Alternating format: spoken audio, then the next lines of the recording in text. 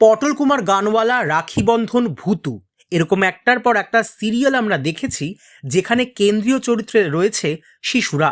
তবে করোনার পর থেকে সেই ট্রেন্ড অনেকটা কমে গিয়েছে, কারণ শিশুদের নিয়ে শুটিংয়ে অনেক বাধা নিষেধ বেড়েছে। এই কারণে নির্মাতারা মুখ্য চরিত্রে শিশুদেরকে খুব একটা কাস্ট করতে চান না।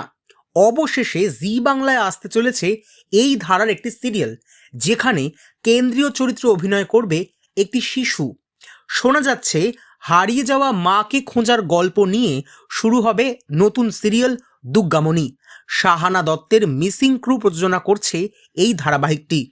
গল্পে দুর্গামণি একটি 4 বছরের মেয়ে। ছোটবেলায় সে তার মায়ের কাছ থেকে বিচ্ছিন্ন হয়ে একটি অনাথ আশ্রমে আশ্রয় পায়।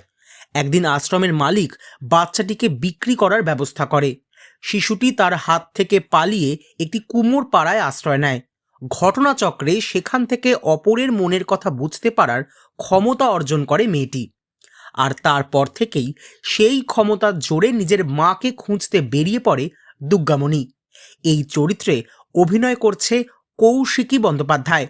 4 বছরের কৌশিকী ব্যারাকপুরের সেন্ট অগস্টিন স্কুলে আপার কেজিতে পড়ে।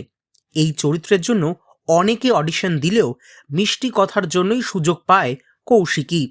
কিছুদিনের মধ্যে শুরু হতে চলেছে শুটিং। আগামী মাসেই ধারাবাহিকটি সম্প্রচার শুরু হওয়ার কথা।